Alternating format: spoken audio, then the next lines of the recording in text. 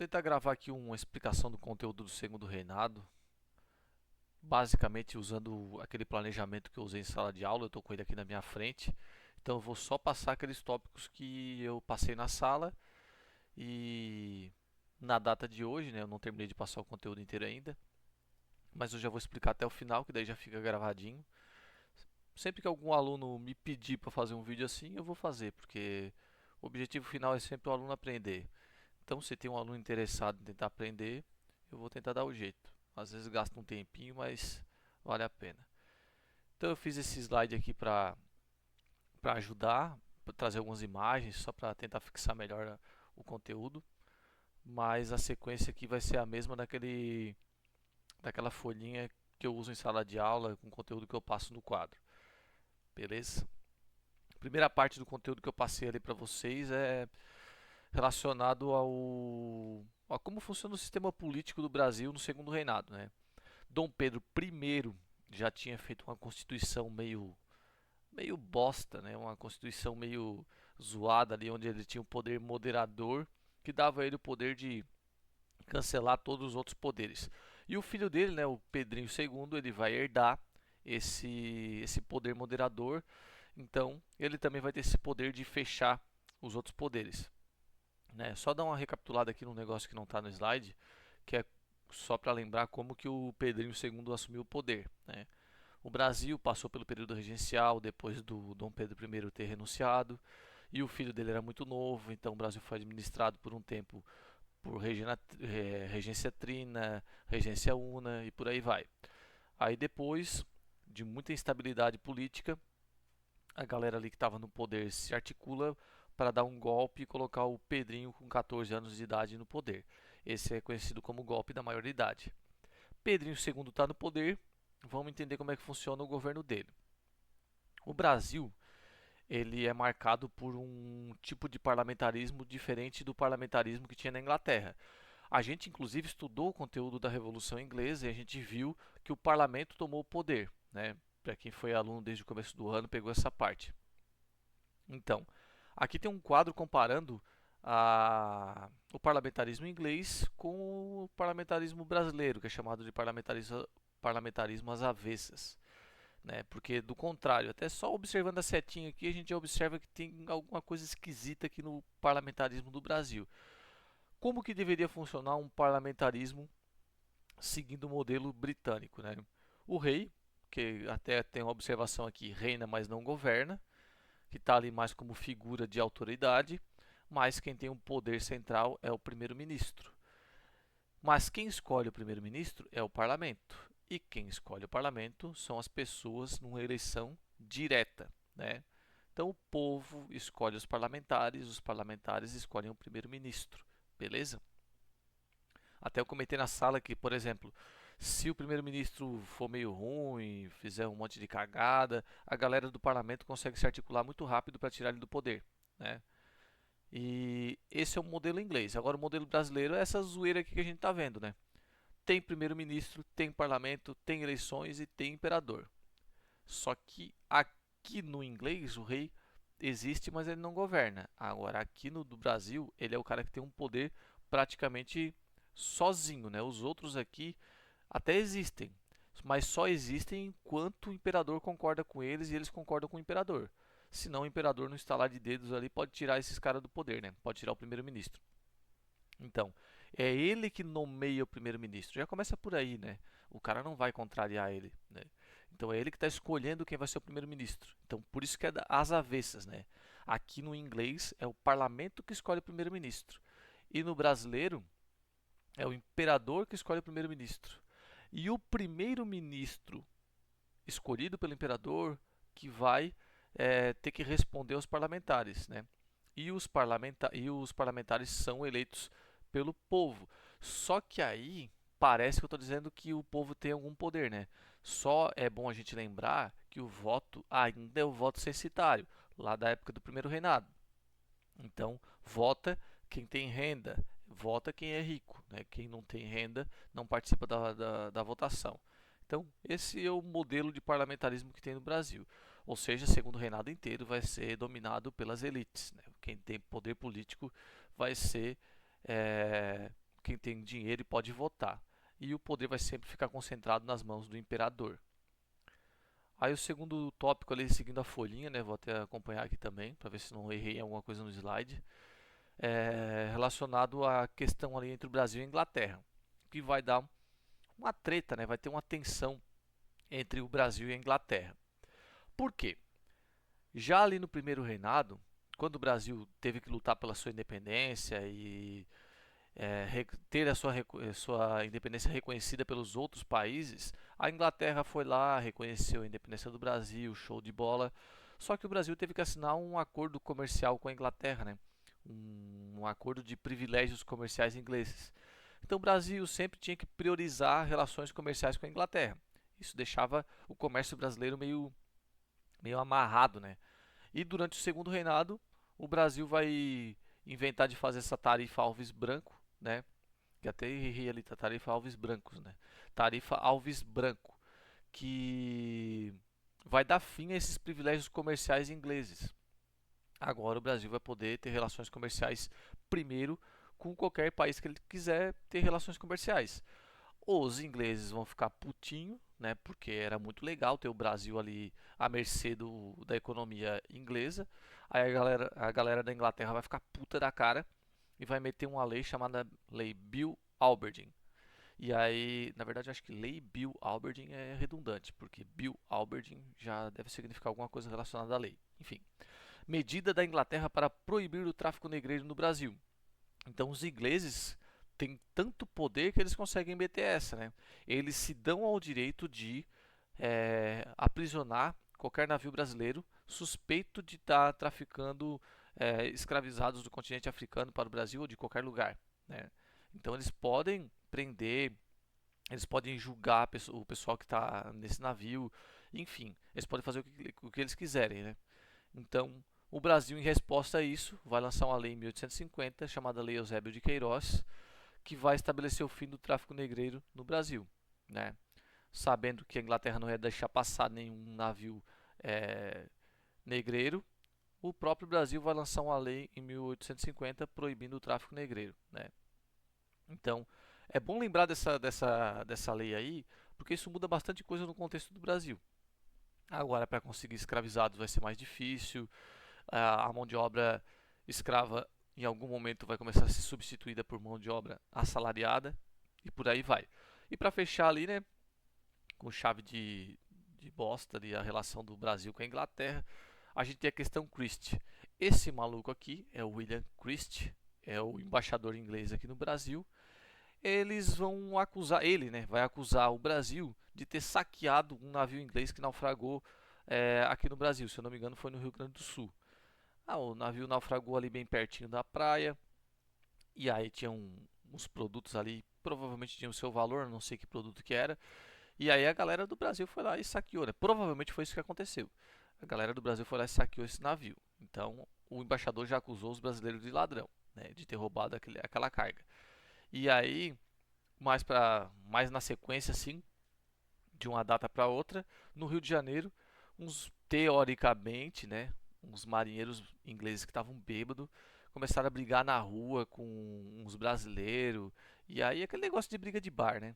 Só que era uma briga de bar entre ingleses e brasileiros. E a treta já estava meio que grande aqui entre Brasil e Inglaterra. O que aconteceu? Os guardas brasileiros prenderam os marinheiros ingleses. E aí os caras estavam dizendo que era só um mal entendido, que tinha que soltar esses marinheiros, enfim. O Brasil, por causa desse conjunto de tretas, cortou relações cortou relações diplomáticas com a Inglaterra. Aí depois aqui a gente tem a questão da Guerra do Paraguai. Aqui é o Solano Lopes e o imperador brasileiro Pedrinho II. Aqui ele não está com cara de Pedrinho, né? Já está meio velho, mas tudo bem. Motivação da Guerra do Paraguai, certo? Cada um vai ter o seu motivo aqui diferente, né? O Paraguai queria viver a vidinha dele de boa. O Paraguai tinha uma política econômica autossuficiente, ou seja, não dependia economicamente de outros países, ou seja, também não dependia economicamente da Inglaterra. Perceba que a Inglaterra está envolvida em todo tipo de treta aqui, né? Então, Para a Inglaterra, não era legal que o Paraguai desse certo. Por quê? Esse modelo econômico do Paraguai dando certo poderia acontecer também em outros lugares da América. Tipo o Brasil, por exemplo, Argentina, Uruguai. Se todos os países da América começassem a ficar autossuficientes economicamente, ninguém mais ia comprar os produtos da Inglaterra. Então, a Inglaterra queria cortar essa ideia aí de países autossuficientes. E aí se aproveitou de que já existia uma guerra territorial, né, um conflito territorial, um interesse territorial que envolvia Brasil, Paraguai, Uruguai e Argentina. E ela alimentou a treta. Né? A Inglaterra vai alimentar a treta entre esses países para que aconteça a guerra. Então, vai se formar uma aliança Brasil, Argentina e Uruguai e vai ser essa galera aí contra o Paraguai. Né? E a Inglaterra ainda alimentando a treta. Né? Quanto mais essa guerra se prolongasse, mais lucro a Inglaterra teria. Porque até coloquei em sala de aula que existe a possibilidade da Inglaterra ter apoiado o Paraguai. Mas na verdade a Inglaterra fazia empréstimo também para o Brasil, Argentina e Uruguai, para que esses países ficassem mais endividados e depois a Inglaterra conseguisse lucrar ainda mais. Enfim, no final da Guerra do Paraguai, quem vence obviamente é a Tríplice Aliança, né? Vai ser um massacre violento em relação aos paraguaios. Só que quem é que ganha realmente com essa guerra? O Brasil, por exemplo, gastou pra caramba e lucrou muito pouco. Quem vai lucrar com essa guerra vai ser a Inglaterra, que não gastou praticamente nada com essa guerra, lucrou vendendo e fazendo empréstimos para os países que participaram dela, e depois também vai ganhar mais um dependente econômico, que vai ser o Paraguai, que vai ficar quebrado depois da guerra do Paraguai e vai precisar de auxílio econômico. E a Inglaterra vai oferecer esse auxílio econômico através de empréstimos e tudo mais. E assim vai ter muito mais lucro. Né? Então quem sai ganhando da Guerra do Paraguai é a Inglaterra. Aí eu também falei da questão da expansão do café. Aqui é bom pensar em dois momentos. Né? O café aqui do Vale do Paraíba é o mais tradicional, como eu coloquei aqui. Começou por lá essa economia cafeeira. Né? Então é um modelo tradicional, ou seja, os caras defendem a monarquia e eles querem defender a monarquia porque a monarquia garante que a escravidão vai continuar, porque esses caras usam mão de obra escrava. Então eles dependem do escravismo. Né? Eles usam a mão de obra escrava desde sempre e não conseguem trabalhar de outra forma que não seja usando a mão de obra escrava. E aí meio que gera uma situação ali que também a monarquia é obrigada a apoiar esses caras do modelo tradicional. Por quê? A monarquia vai estendendo a escravidão o máximo que dá. O Brasil foi um dos últimos países a abolir a escravidão. Talvez até o último país da América a abolir a escravidão. Porque a monarquia brasileira, né, o rei, o imperador, garantia que a escravidão ia continuar para garantir que esses caras continuassem lucrando. E esses caras continuavam apoiando a monarquia para garantir que a escravidão ia continuar. Então era uma mão lavando a outra, né? Por outro lado, no Oeste Paulista, já estava rolando um modelo de produção de café diferente, né? Aqui a gente tem que lembrar da Lei Eusébio de Queiroz. Se não lembra, pausa, volta o vídeo, vai lá, observa de novo a Lei Eusébio de Queiroz, porque é importante. Esses caras aqui usam mão de obra assalariada. Por que eles usam mão de obra assalariada? Porque eles são gente boa pra caramba, não querem usar mão de obra escrava porque eles são legais? Não. É porque estava cada vez mais difícil conseguir escravos por causa da lei Eusébio de Queiroz, que proibiu o tráfico de escravos para o Brasil. Como esses caras aqui eram tradicionais, eles já tinham estoque de escravos para muito tempo. E como essa galera aqui era mais nova no negócio, não tinha esse estoque de escravos disponível. E aí eles vão ter que usar outro tipo de mão de obra, né? A mão de obra assalariada. Daí a ideia de usar a mão de obra de novos imigrantes que estavam chegando aqui no Brasil, principalmente italianos, certo? Sendo que esses caras aqui usavam esse tipo de mão de obra, para eles não era interessante a escravidão. Então eles vão defender um outro modelo de governo que não seja a monarquia, eles vão defender a república, né?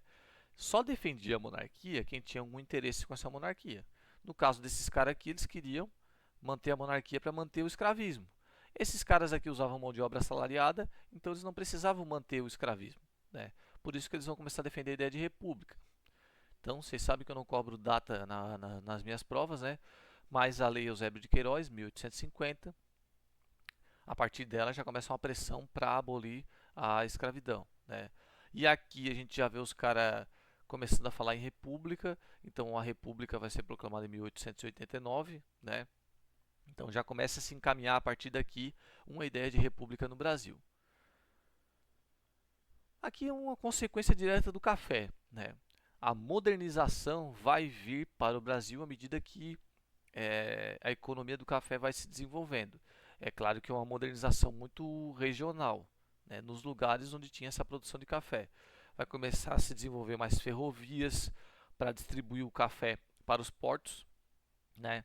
Então, de uma forma bem simples, para poder levar o café do Brasil para fora, tem que ser através dos portos. E para o café chegar até os portos, tem que ter algum sistema de transporte rápido e eficaz. Daí a ideia das ferrovias, né? Vai surgir também um sistema bancário no Brasil, que não surge do nada, ele surge para, como é que eu posso dizer, abastecer, financiar, auxiliar a economia cafeeira, então tanto para empréstimo, financiamento e o caramba. Automaticamente também vai começar a se urbanizar mais algumas áreas do Brasil, né? Porque onde tem café, a economia funciona um pouco melhor. E é nessas áreas que o comércio local também vai começar a se desenvolver e as cidades vão ficar cada vez mais desenvolvidas também, né? Não é à toa que São Paulo, Rio de Janeiro vão ser os principais centros urbanos. Também vai acontecer um negócio que a gente chama de surto industrial. Nessa época, o Barão de Mauá vai tentar muito fazer com que o Brasil se insira no contexto do capitalismo global. Só que assim, esse Barão de Mauá, ele vai acabar se ferrando muito a longo prazo, a médio e longo prazo. Por quê? Ele queria industrializar o Brasil. Show de bola, era uma ideia legal. Só que o Brasil tinha uma elite que arrastava o Brasil para o modelo tradicional de economia. Observa que os caras lá ainda estavam querendo usar a mão de obra escrava, ainda queriam viver de plantar café e vender para fora. Então eles não queriam que o Brasil fosse modernizado. Ou seja, essa galera aí, essa elite, vai boicotar o máximo possível as ideias do Barão de Mauá. Então o Brasil poderia ter sido industrializado mais cedo, né? Ele só vai ser mais industrializado lá depois da Primeira Guerra Mundial, durante a Primeira Guerra Mundial, mas ele podia ter sido industrializado melhor a partir daqui, dessa época. Só que sofreu um boicote muito grande e quem está no poder não quer perder esse poder, né? Também um outro tipo de modernização é o trabalho assalariado. O Brasil antes usava exclusivamente mão de obra escrava e agora já começa a rolar uma substituição da mão de obra escrava pela assalariada. Destaque para o uso da mão de obra dos imigrantes italianos. Como já havia uma pressão para o fim da escravidão, essa pressão vai continuar à medida que o tempo vai passando e o Brasil não vai conseguir ficar sem dar uma resposta, né? Então, por que tem uma pressão internacional para colocar fim na escravidão? Ah, porque a Inglaterra é legal e quer acabar com a escravidão no mundo, quer que todo mundo seja livre, o caramba. Não. Essa frase aqui resume muito bem a parada. Escravo não recebe salário, portanto não é consumidor. Para o capitalismo dar certo, precisa ter consumo. Para ter consumo, precisa ter consumidor. Para ter consumidor, precisa ter um cara que recebe salário. Então, não vai rolar. Enquanto existir escravidão no Brasil, o Brasil nunca vai ser um mercado consumidor que preste. Por isso que existe uma pressão dos países capitalistas para o Brasil abolir a escravidão. Essa é a única justificativa, é interesse econômico, infelizmente. Eu acho que se não fosse por isso daqui, provavelmente o Brasil arrastaria a escravidão por mais tempo. A ideia também da expansão do café e substituindo a mão de obra escrava pela mão de obra assalariada e mostrando que a mão de obra assalariada na produção de café dava certo também, já mostrava que o modelo escravocrata era ultrapassado, né? Só que assim, a outra coisa que também influenciou muito, né, nessa pressão para abolir a escravidão foi o fim do tráfico negreiro, né? Já que não estava vindo mais novos escravos do continente africano, não valia mais a pena manter esse modelo, né? Então isso também foi um fator importante. Lembrando aqui da Lei Eusébio de Queiroz, de novo, não pode esquecer. Só que até o Brasil abolir a escravidão, o imperador, né, o Império Brasileiro, ficou dando um monte de migué, lançando é, umas leis nada a ver para fingir que estava abolindo a escravidão, para conseguir empurrar com a barriga o máximo que dava e não abolir a escravidão de vez. Então vai lançar a lei do ventre livre em 1871, a lei dos sexagenários em 1885, para só em 1888 lançar a lei áurea e aí sim colocar fim à escravidão, certo?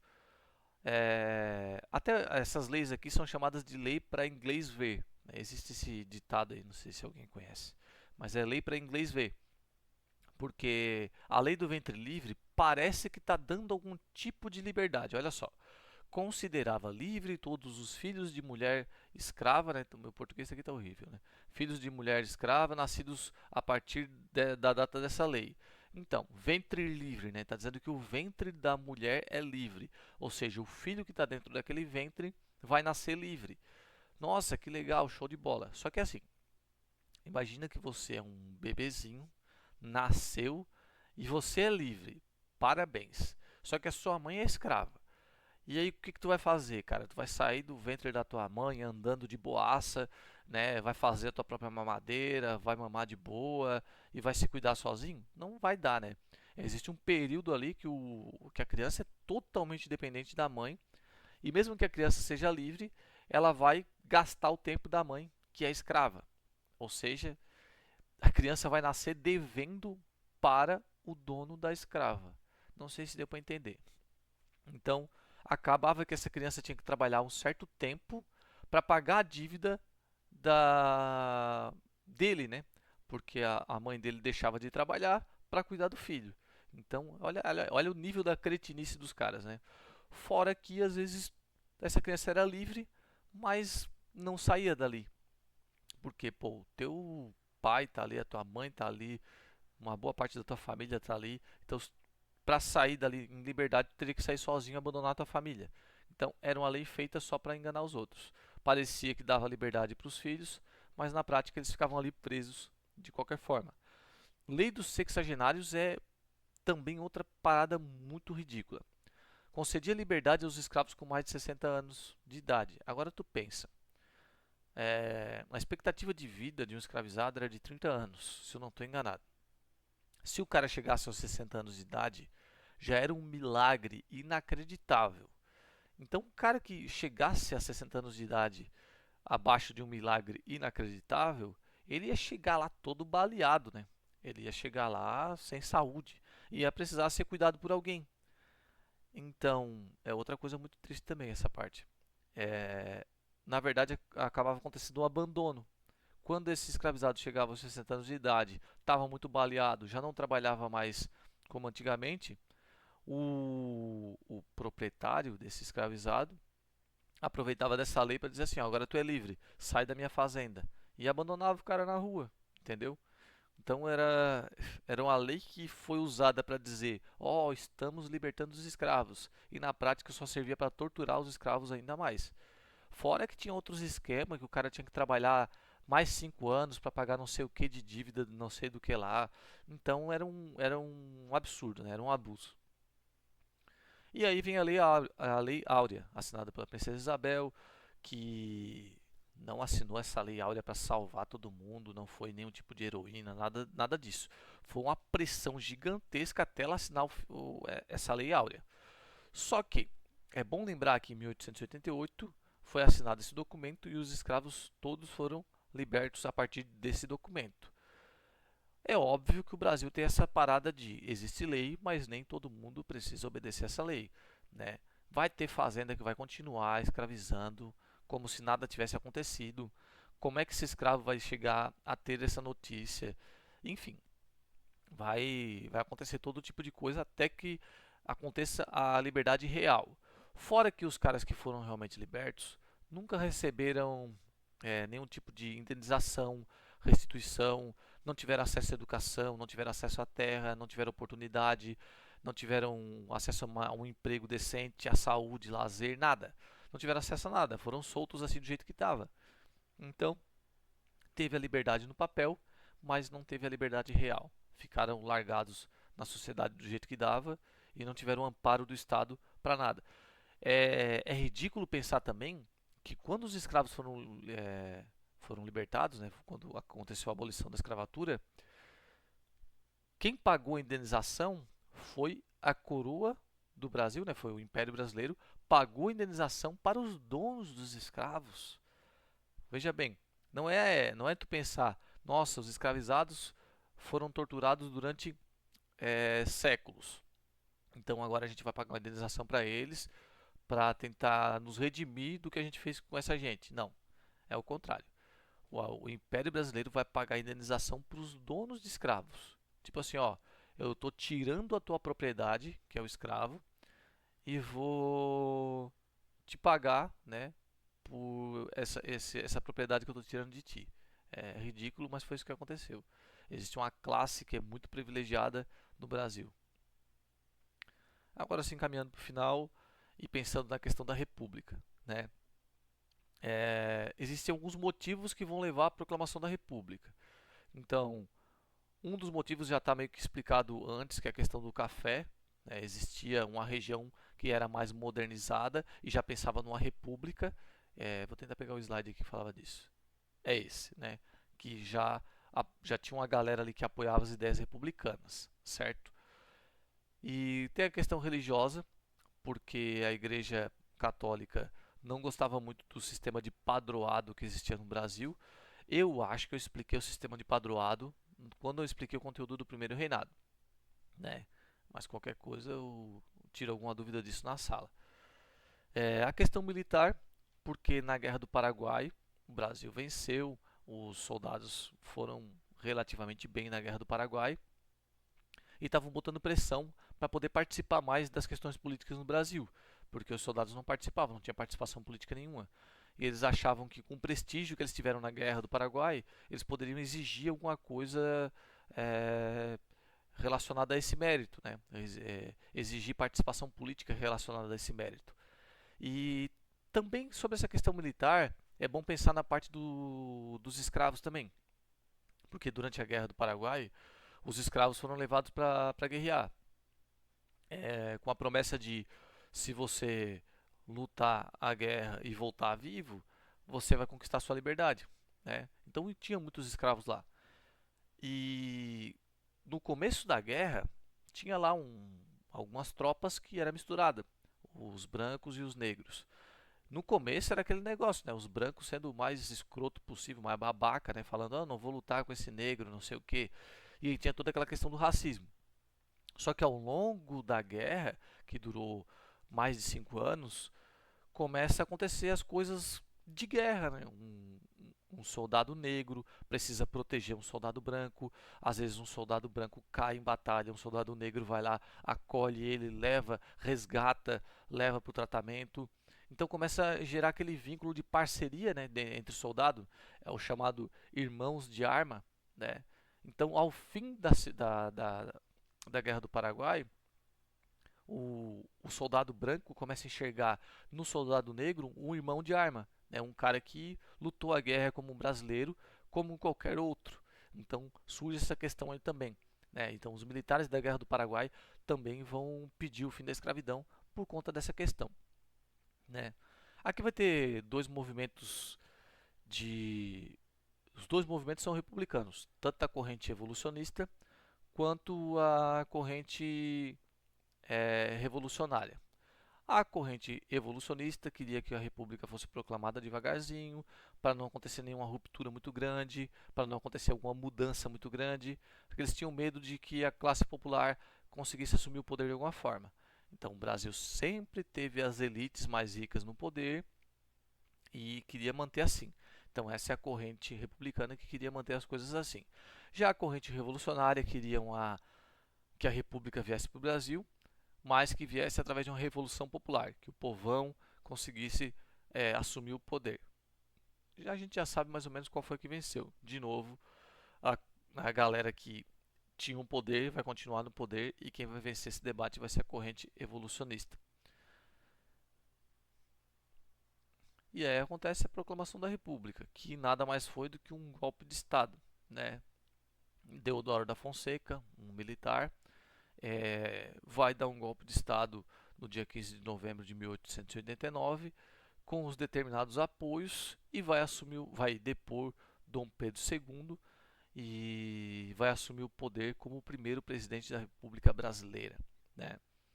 Na prática, não mudou muita coisa no Brasil, né? A gente continuou com aquele modelo econômico agrário exportador, produzindo café para vender para fora, né? E os escravos foram libertados, mas não tiveram o amparo necessário, então a questão social meio que continua na mesma.